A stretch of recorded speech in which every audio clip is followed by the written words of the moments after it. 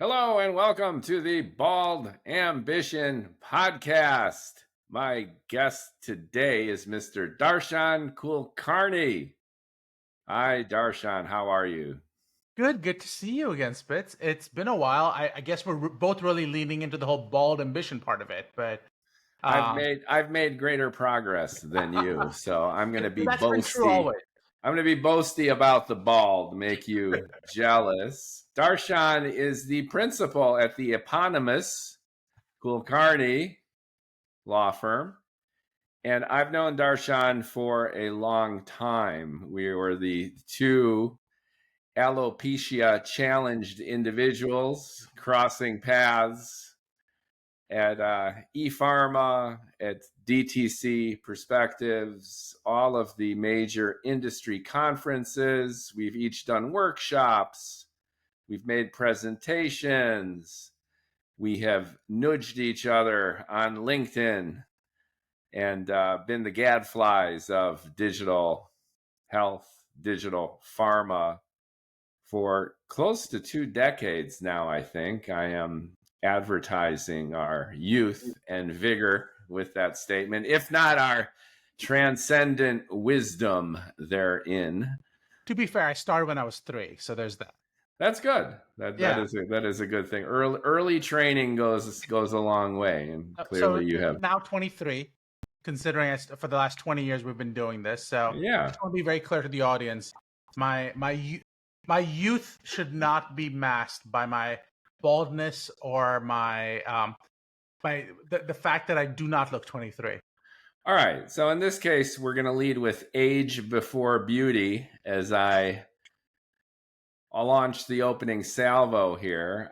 You've been an expert in law, the regulatory compliance aspect of our variegenated pharma communications over the years.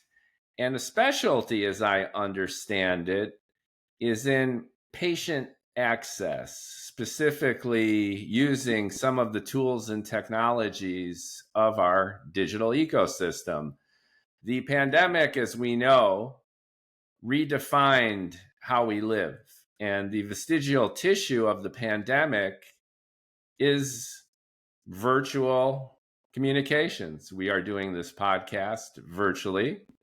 Patients and physicians are connecting through telemedicine like never before. It's become normalized. I won't necessarily say that it's routine, but the metrics are there to substantiate its significant adoption and ever increasing adoption, it looks like. And you've been active in that space in particular. Do you want to give us a little overview as to how you're looking at the landscape, how you've been participating within it, and ostensibly how you've been making it compliant for the companies participating in it, with the end goal, which has been our mantra from the beginning, of heightening public health, patient security, etc. I'll say one thing, Fitz. I tend to think that I have a really good vocabulary. You really make me look bad. Like that's You're the lawyer. I know I'm the podcast guy here. I'm just pointing out that at one point I was going, I hope I know what the word eponymous means. But I'll have to come back. Well, you should. It's your firm is named after, is it named after your uncle? No, my uncle Kulkarni was not available for this.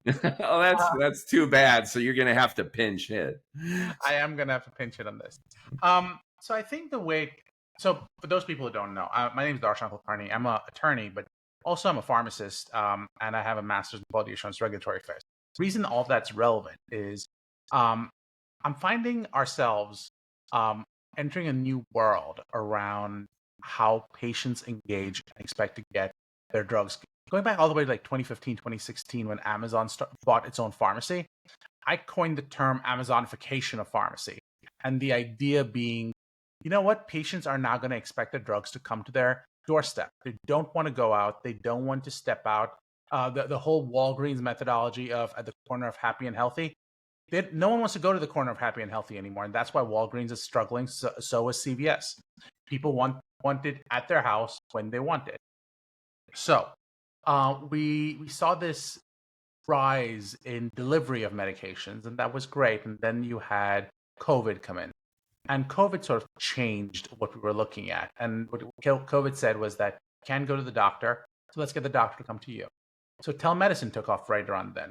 At that point, you had the GLP-1s, your Ozempics and your Wegovy's of the world come out and essentially say, what we're going to do is we're going to be able to cure weight gain, or at least address weight gain. And to be clear, I don't work for either one of those two companies right now, but neither Novo nor Lilly. But the truth is that it was such a blockbuster, and people, let's be honest, we were all getting fat sitting at home. I know I was. So the moment someone told me that there's a cure and I don't have to go to the gym, you sold me. But the result of that was there was a massive national shortage on those drugs. And compounding pharmacy stepped in and they said, you know what, we're going to do things that drug companies couldn't do. So drug companies tend to be a little bit more conservative. And they were like, well, you don't know the rules around this, and it's really complicated. And there were smart people like you, Spitz, who were guiding these drug companies on how do you market in a compliant way when the rules are clearly established. Meanwhile, you had these telemedicine companies go, how do you market in a way that where the rules don't say you can't do something? So it's the exact diametrical opposite viewpoint on something. You were looking at, here are the rules, here's how we play in there. They were looking at, there are no rules, so what are the actual guardrails that prevent us from saying something? I have one quick question. Yeah. You're connecting a supply challenge with the modality. Okay. And I'm not quite clear about that connection. So just to summarize, if I'm hearing you properly, the evolution of telemedicine was natural and one would say almost inevitable and organic following the pandemic. So you had more and more patients relying on virtual consults, virtual experiences with their physicians. Check. Got it. Yep. In parallel to that, we had the GLP-1s revolutionizing our very definition of the blockbuster drug. It was no longer a statin, but it was weight loss medication, basically. Correct. And they've been amazingly successful. Correct. There's hardly a person I know who's not banging the GLP. Right. So great. But what's the connection between the supply challenge and the modality? So supply challenge was that the connection. Thank you for setting that up. The supply challenge was based on the idea that drug companies said that we can't enter that space because we don't know what rules to apply. Compounding pharmacies were happy to get in. The result of that was at some point around 2022, the FDA said shortage is over. And compounding pharmacies, theoretically, you need to step out of this space. So Lilly and Novo at that point said, wait a second, these guys have figured something out. We want to use that same pathway of connecting directly with patients. So we don't need to go back to marketing the drug on a website or marketing the drug on TV. We're going to take patients and send them down the actual telemedicine pathway so that they can get the drugs directly. Okay, so just to clarify again, the supply problem was ostensibly solved in addition to competitors entering the space, as we know.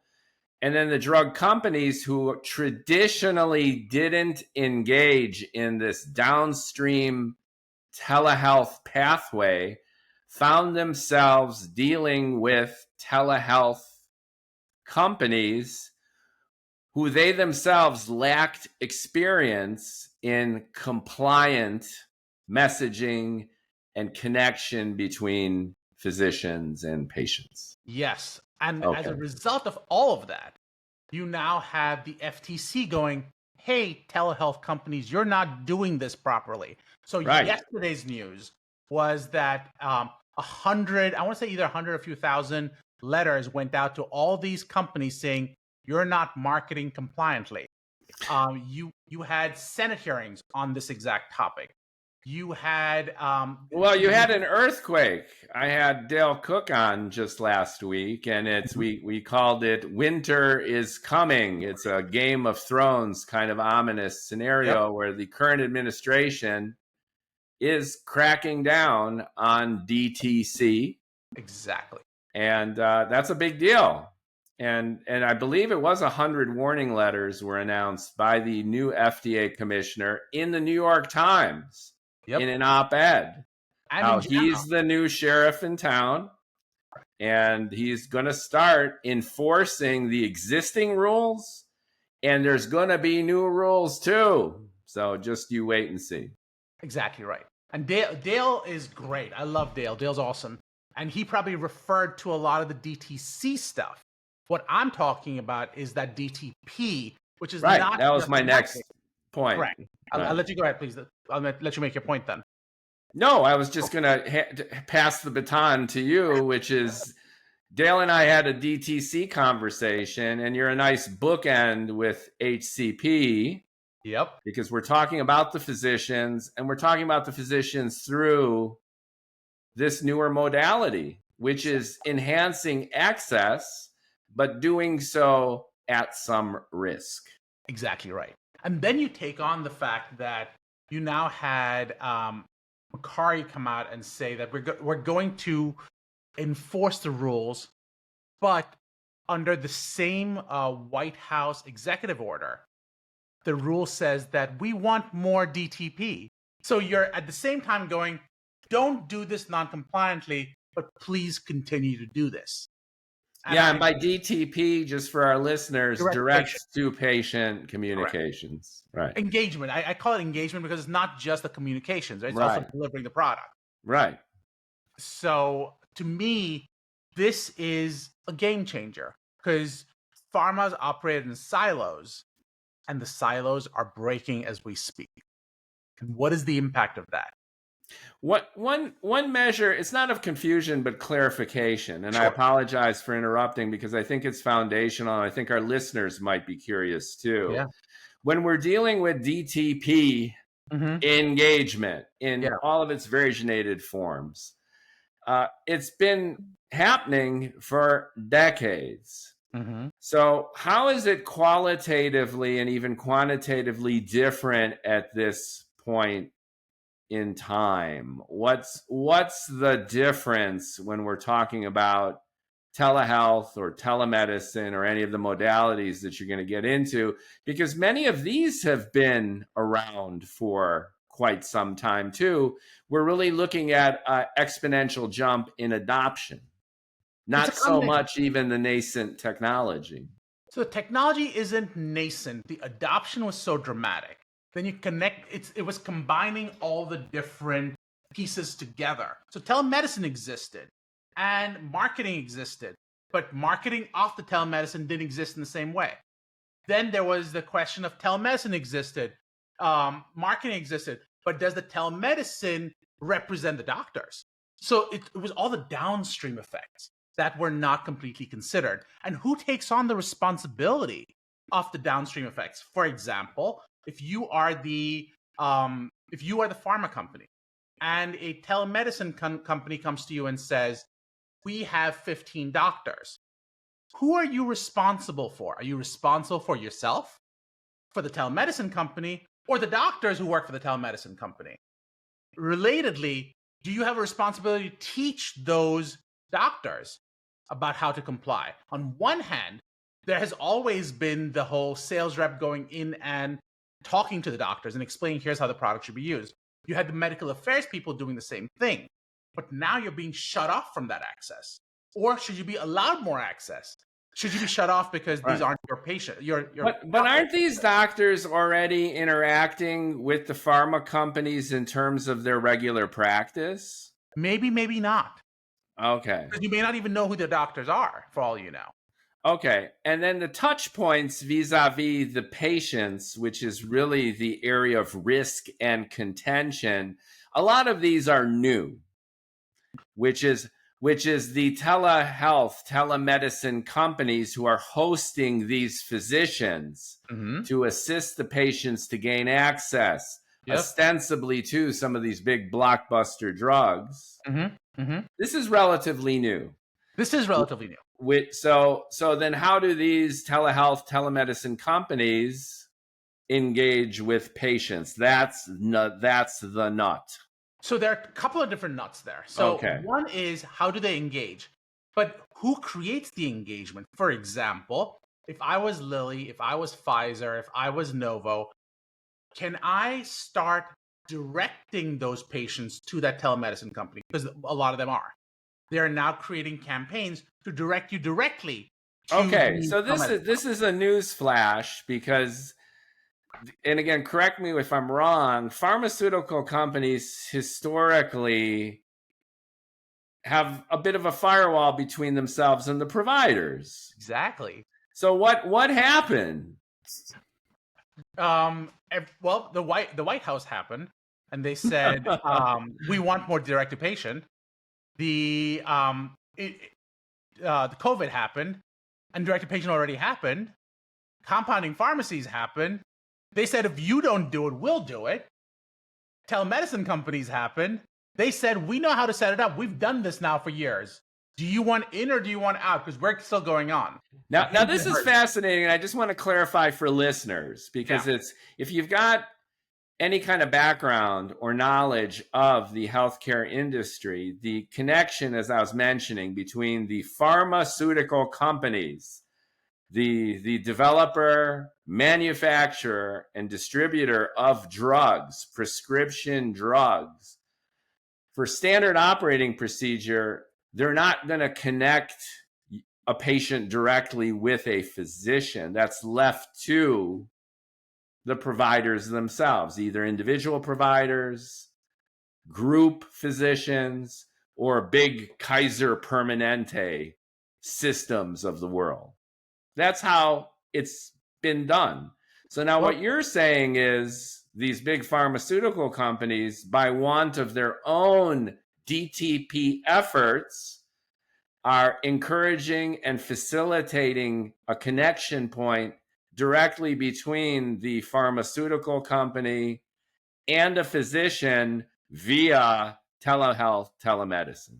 Correct. And what makes it more complicated is there are state laws that prevent steering. So that means that you can't direct to specific providers. Right.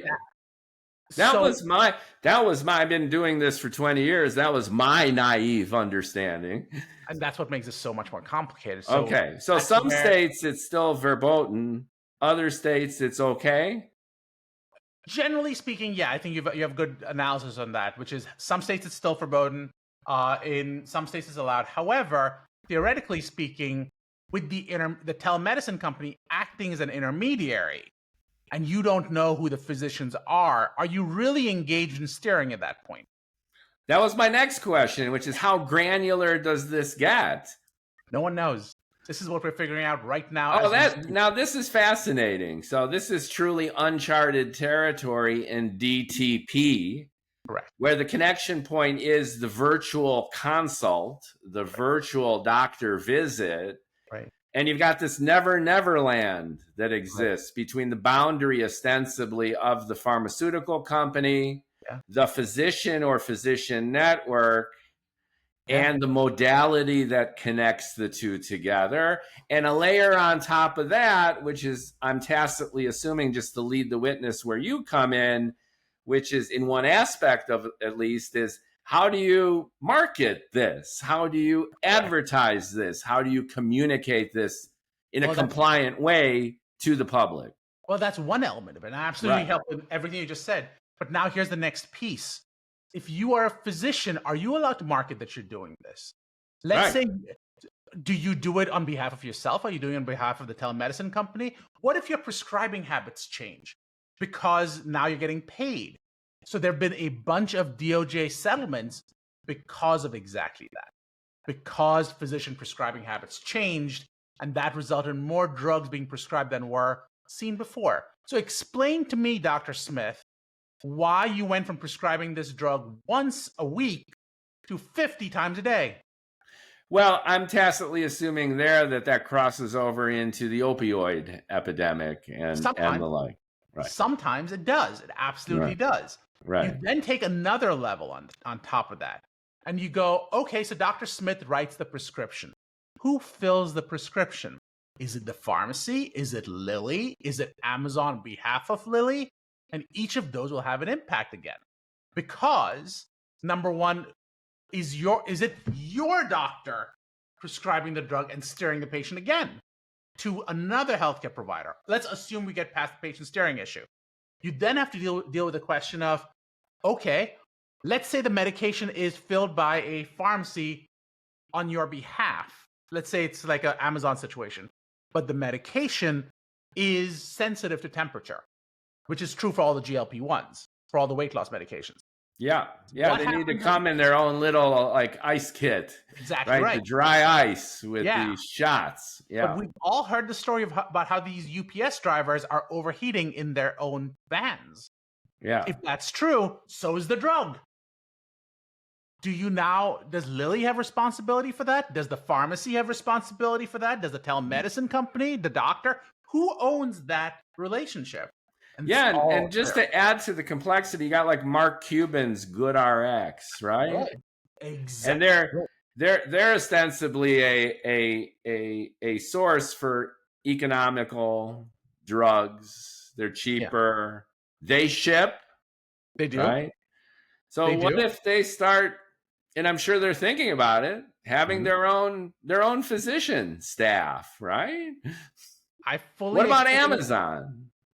Amazon owns its own pharmacy, by the way. And right. Well, I'm just saying, expanding, crossing the boundary, pharma, provider, drug company, distribution modality. And if I'm hearing you correctly, this is all the wild, wild west. There's really no structure or limited structure for clarity. Is that correct?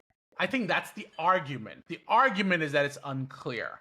And we as lawyers do a great job taking something that's relatively clear and trying to make it more ambiguous. And the reason I say that is because people would say that the FDA has clear jurisdiction over prescription medications being marketed. There's been very little argument that the FDA does not have the ability to stop someone just because they're a physician from marketing a drug for off-label uses, if it is at the level we're talking about. So there's nothing wrong with a physician saying, I am treating weight loss. FTC comes in, they regulate that. But the moment you say, check out drug X, isn't it amazing? It's the best drug. It'll make you lose 30% of your weight. Most people did that during COVID, for example, with silver. And they said, this will cure silver. And the FDA came in and stopped them. But somehow, if it's GLP-1s, the FDA says we don't actually have clear jurisdiction over it. And that's what actually Bob Califf, in one of the LinkedIn comments I thought I read, I think he said that we didn't have clarity on do we have jurisdiction or not. The Senate was like, we don't know if we have clarity. We should put some laws out around this space. And that's what the Trump administration is trying to solve right now, going, we want you to know we consider this to be a problem. We're coming after you.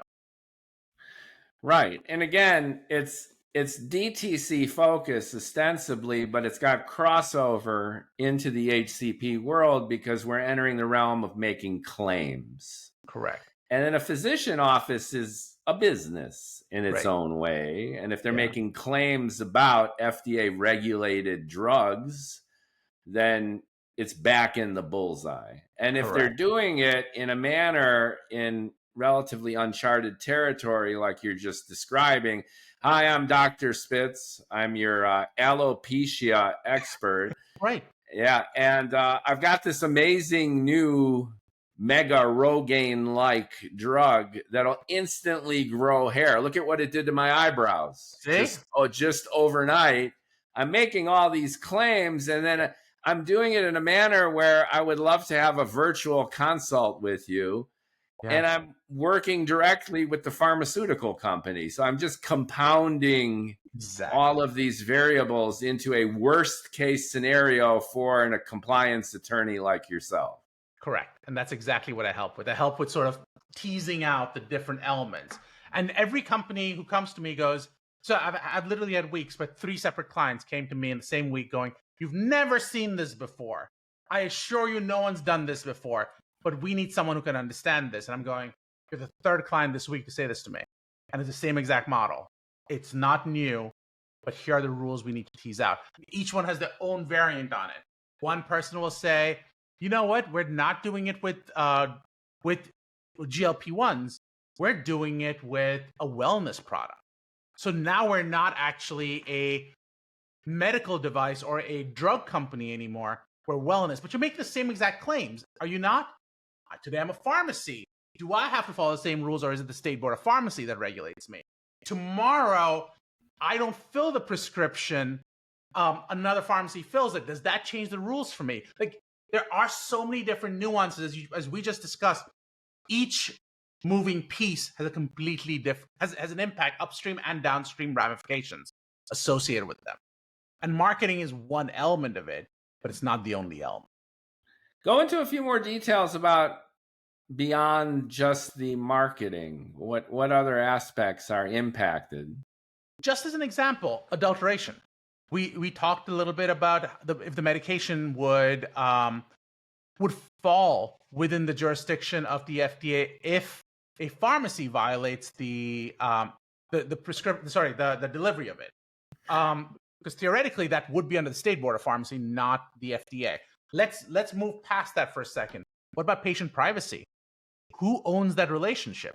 That's one aspect I wanted to get into, inclusive of PHI and HIPAA and all that good stuff, right? So the question is it really even subject to HIPAA at the point of having the patient go from website A to telemedicine company 1? Technically speaking, they did not reach out to a healthcare provider. They reached out to drug company. So the drug company does not have PHI at that moment because it was just a general solicitation for information. They were then directed to a telemedicine company. That telemedicine company at that point connects them to a healthcare provider.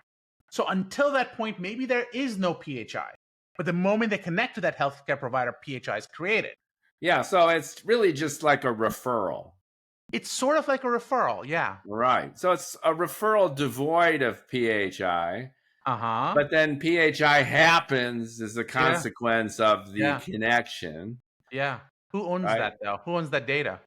Yeah, that's interesting, right? And the pharmaceutical company, if the referral is complete, that's information too, which is I know who your physician is. Yeah.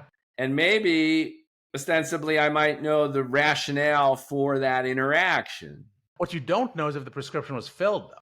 Or not. Or not. But you do know an awful lot about the patient already. You do.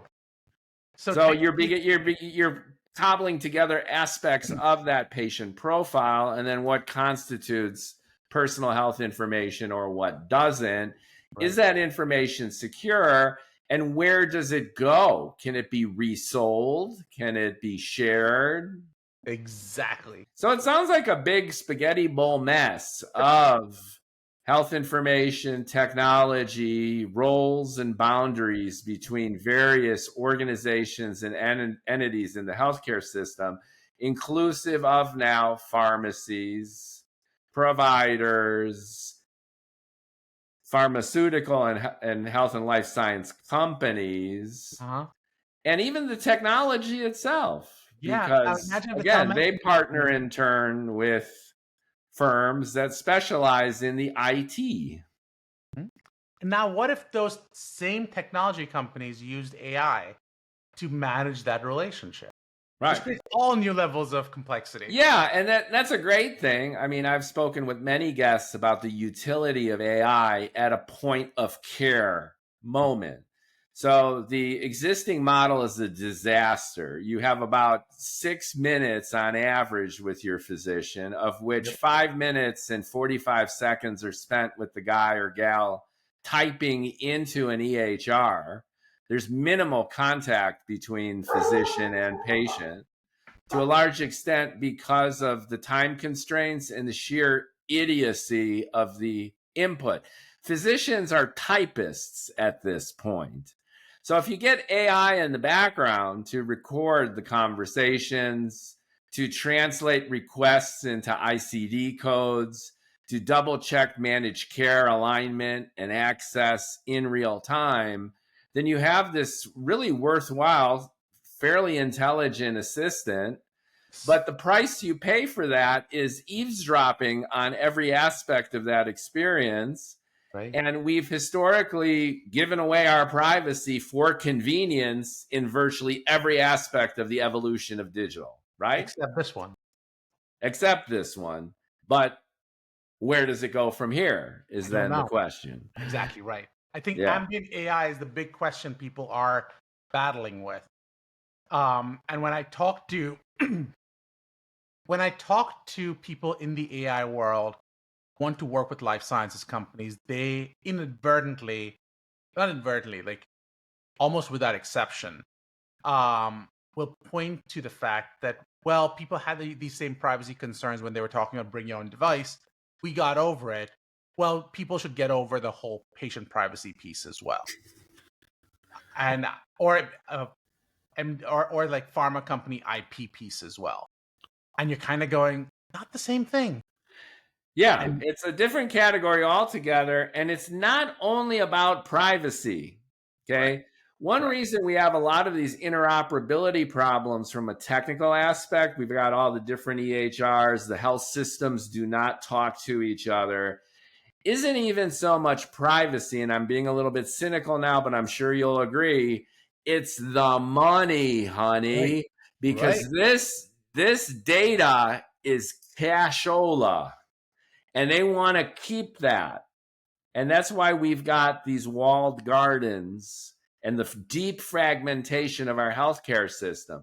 Definitely privacy and security are an angle, but I think the big reason is money. If you hold on to that patient info, it's a gold mine for you. And if you make it shared and transparent and ubiquitous, then where's that lost revenue going to come from? You're going to sell that data right back to pharmaceutical companies and go, wouldn't you want this data again? Right. And that's your secondary source of data. Right. So it's a mixed bag of tricks. Yeah. But I see progress here. I see this interim step as a very, very healthy thing in our broken healthcare system. Sometimes you need to really push someone against a wall to bring about change. And the fact that we do have this kind of confusion, fragmentation, and ambiguity, which is keeping you employed. I don't mean to take that away. No. And there's always going to be fragmentation and confusion and ambiguity. So like a physician, you're always going to have your work. But I think this crisis is suggestive of paradigm shift, which is like, it's inevitable that AI will become ubiquitous and also very, very helpful. Yeah. To the point where it'll be indispensable. Just as virtual physician consults are not only an option, but will become probably the norm, I would think, eventually. It's funny you say that, because physicians I'm talking to are actually pushing back, and they're saying we're actually not seeing that happen. We're not seeing it become the norm. So I know. That's why I'm saying will become the norm. No, I hear you. What I'm seeing is a battle of the old versus the new. And I think we're going to line up with two classes of products. And what I mean by that, actually 3 classes of product. So this past week's news was that the Trump administration wants to push for more over-the-counter medications. So the idea that a lot of these prescriptions that are prescription only may need to be behind the counter or over the counter. And the category of over the counter, OTC. OTC. Yeah. Everyone knows about the OTC part. There's a new category they're looking at called BTC, behind the counter. And an example of that we all are familiar with is pseudoephedrine. I was just going to say ephedrine. Because it's the number one component for the Breaking Bads of the world. Right. Exactly. People are cooking the ephedrine. Correct.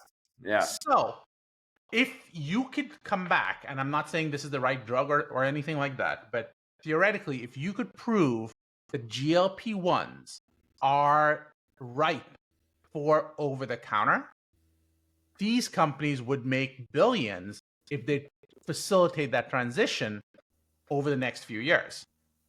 And I think that the biggest beneficiary of all of this will surprisingly not be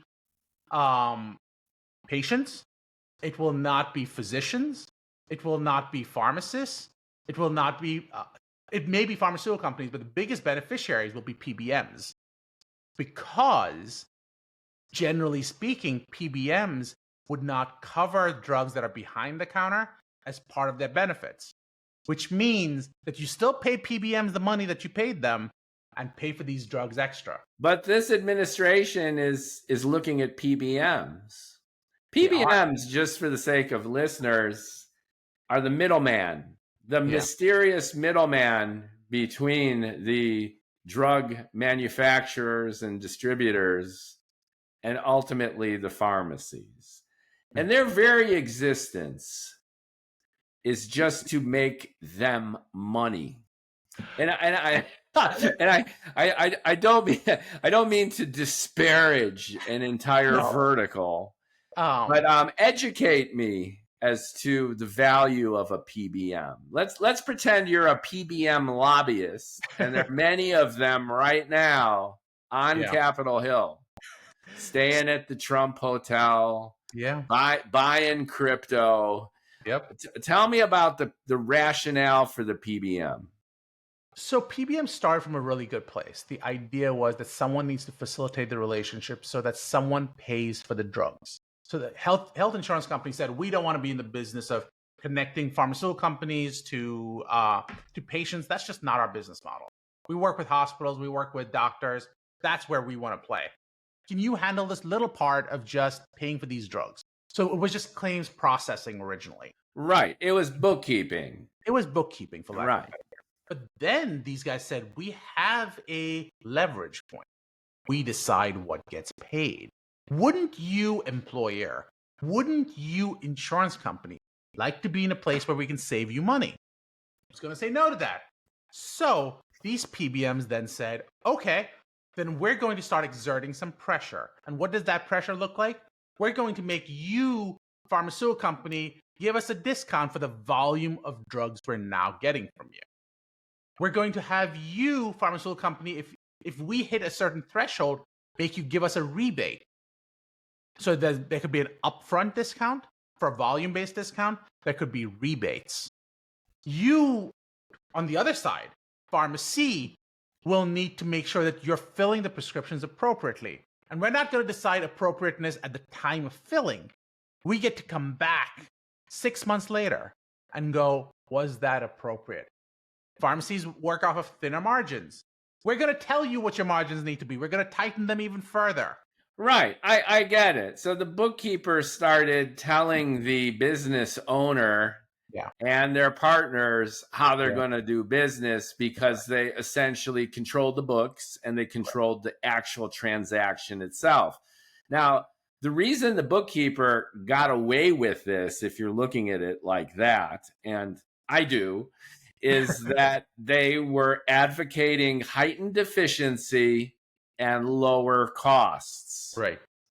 But the end result, by any stretch of the imagination, is adding 5, 10, 15, 30% to the cost of prescription medications, depending on whether or not you're Bernie Sanders or Ron Paul. So, sort of is the answer to that comment you just made. So the idea was always that me as a PBM, and to be clear, I don't represent PBMs, but me. Yeah, and again, I'm going to get PBM hate mail. I'm going to get the PBM guy in a trench coat hanging outside my apartment. But what I'm saying, I don't think is too controversial.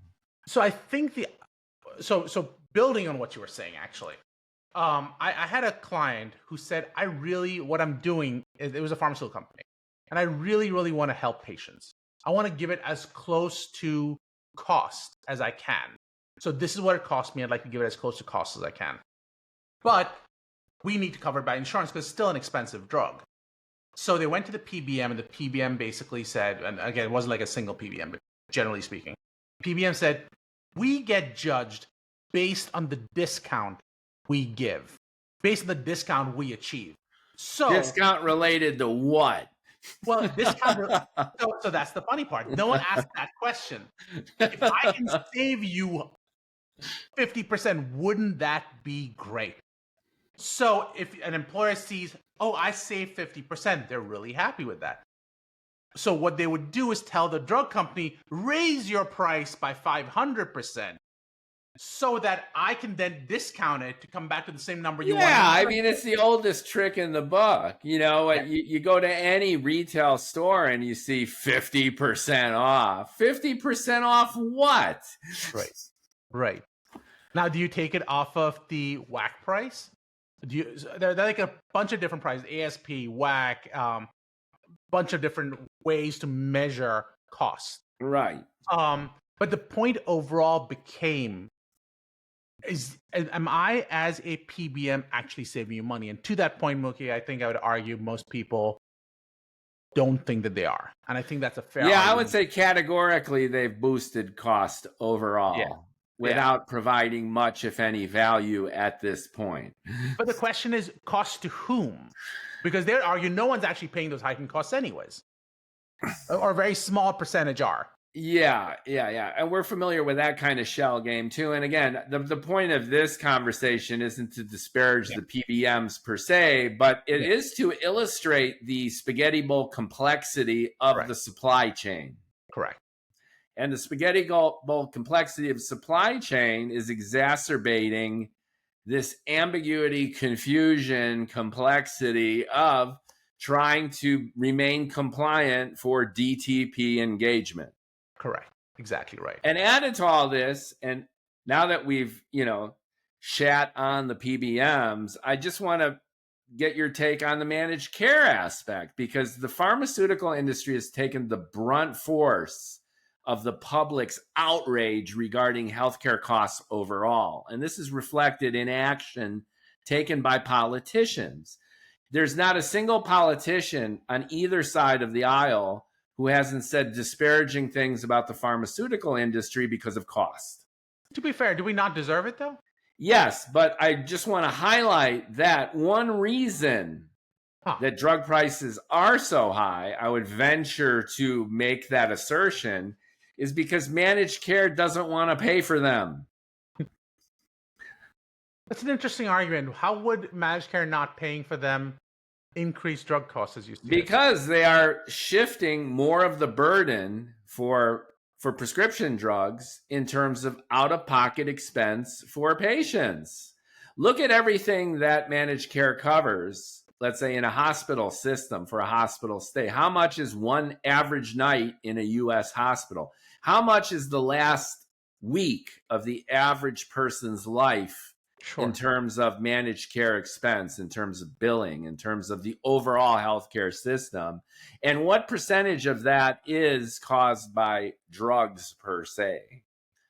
And if you do the analytics of that, I would venture to assume that patients bear a disproportionate burden of cost when it comes to pharmaceutical treatments as opposed to other forms of healthcare. It's an interesting theory. That's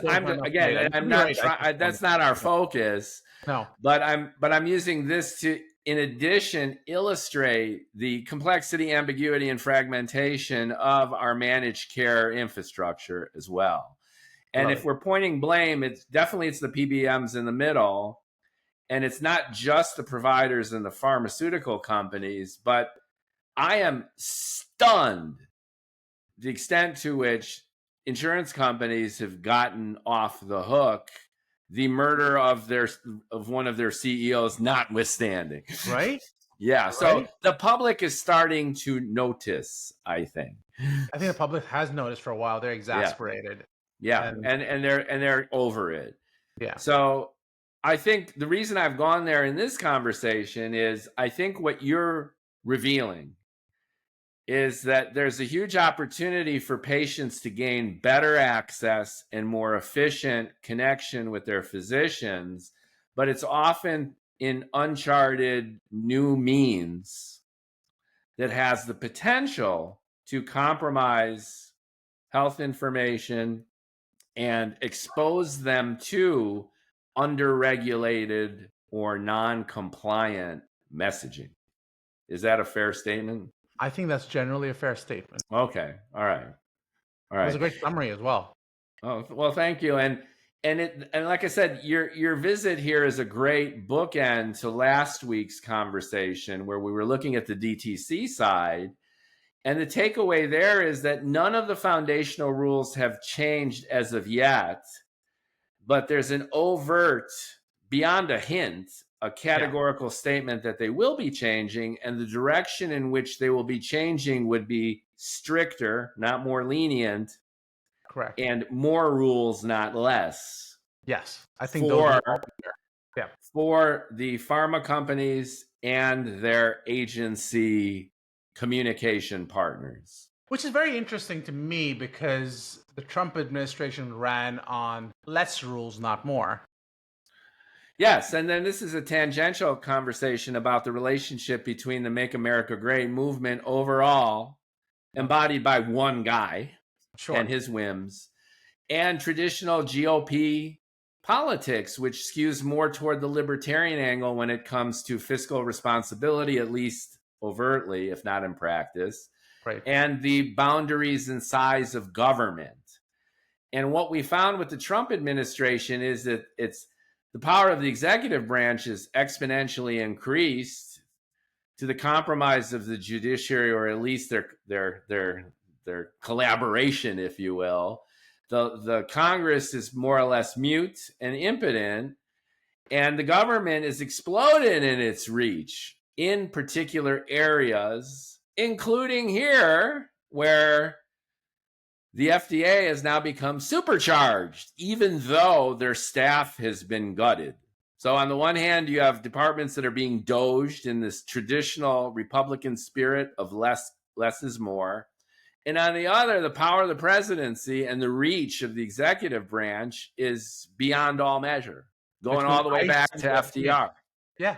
So Yeah. you're highlighting the paradox of our current time and its internal and intrinsic contradictions, and to a certain extent, its ad hoc nature, which is we're going to pick and choose where we're going to be hyper invasive and other areas that we're going to neglect completely, like the EPA and monitoring pollution will no longer happen. Right. And yet we're going to spend $150 billion right out of the gate for rounding up people who have been living in this country, many of whom for 20 years and have been minding their own business. And again, I don't mean to get political about this, but I'm reinforcing your point that we live in interesting times. And as far as healthcare goes, to me, this is surprising. And I think it's a consequence of the Maha angle of the MAGA, which is RFK's intent to turn the whole system upside down. Yeah. And to do so is to simultaneously deregulate and hyper-regulate. And it's all very, very confusing. Well said. All right. So I would love to cap us off on, we've fallen down the stairs, and I would love for us to land on our feet. Okay. That's a great line. So, in improvisational music, the jazz players, Eddie Van Halen said this, that they said, how do you do that on the fretboard? He said, well, I fall down the stairs and I somehow land on my feet. So get crazy. And as long as your last note is the tonic, or a fifth, you're okay. So in our case here, you've expressed a lot of the chaos and confusion underlying DTP at this moment due to technology and due to the regulatory environment. Yeah. Specifically, what advice can you give to folks analogous to your clients? And I no mean ask you to divulge clients, but I'm speaking in generalities. Like, who needs to hear this, and what do they need to hear regarding this confusion? Any kind of prescriptive advice that you can provide? So I would say winter is coming. I would say talk to your lawyer because they probably see the winter coming. I would say have a clear compliance program because it's not just the FDA, it's not just OIG, it's actually the Department of Justice that can send you to jail that's looking. And they've pointed out they're looking. The Trump administration has been very clear about its mandate. You need to reconcile what the DOJ's requirements are with the OIG's requirement, with the FDA's requirement. And if you can get past all of those, you need to reconcile that with your own internal goals of how you're going to be actually serving patients, because that's the end goal that matters beyond all other goals you're working through. I think. Great. So I'm one of your potential clients, or I might be an individual or entity in need of this kind of counsel. Yeah. I have a lot going on. So Yeah. this could be in the form of actual production, distribution of treatments. It could have to do with connecting my drugs with physicians. I could be a physician or a physician office or a group healthcare provider. And I could be a tech company. Or a pharmacy. I was going to get to them too, facilitating. Or, at the locus of this is the actual pharmacy distributing the drug, giving it or sending it to the patient. All of this going around. So your counsel, if I'm hearing you correctly, is kind of sort of keep doing what you're doing.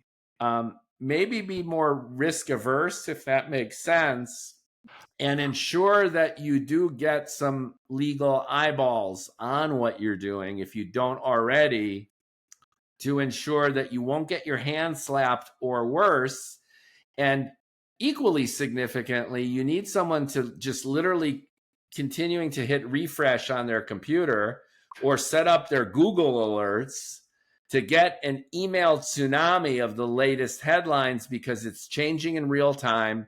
We don't know what's coming, but what we do know is coming. It's going to be more stringent, and there's going to be more enforcement, and you need to be on top of this perhaps now more than ever before. Is that a fair conclusion? I would agree with almost every single step you said, except that where you said you keep doing what you're doing, because I'd argue you can't keep doing what you're doing. So what they got to be doing it though. You've got all of these entities who are doing business. Correct. So correct. That's what I mean. They got to keep in business. They're not going to stop. Right. Agreed. I would say though that you need to have a complete rethink of how your business model works and make sure that it's compliant with everything else that's going on. Okay. Don't wish and pray that you are, because there have been numerous situations where that's not been true, and the administration has been very clear that they will prosecute. All right, so you're saying, go back to the drawing board and deconstruct your whole system. Don't take anything for granted. Have a legal eyeball with you when you're with your engineer, when you're with your project managers, when you're with your technicians. Flow chart every touch point and evaluate in detail what's going on and correlate that with the existing regulatory framework to ensure compliance at every point. Exactly right. I think that's totally fair. All right. And if folks want you to help out, I'll share links, because I like to promote my guests, and thank you. And thank you for that. And I appreciate you taking the time. I've been educated, frankly, about this aspect of DTP, direct to patient, that I didn't realize that it has evolved to this point. And I simultaneously didn't realize that in the course of that evolution, it has opened up the doors to the wild, wild west. I didn't realize that there were these unknowns that have now popped out. So Very much so. thank you for making my world bigger. And let's see what happens. I'd love to have you back on 6 months, a year, who knows, everything's happening so quickly, to see how we might land on our feet after falling down the stairs. Because clearly, based on last week's conversation and this one, DTC, HCP, and everything in between, we are now currently in a state of falling down the stairs. How we land on our feet is a mixture of our preparedness, but also the floor as it's being tiled up based on the new administration. Agreed. Thank you for having me again. Awesome. Thanks so much, Darshan. Take care. And thank you for listening to the Bald Ambition podcast. I'm still your bald host. Not my fault. And like, comment, share. We would love to hear from you.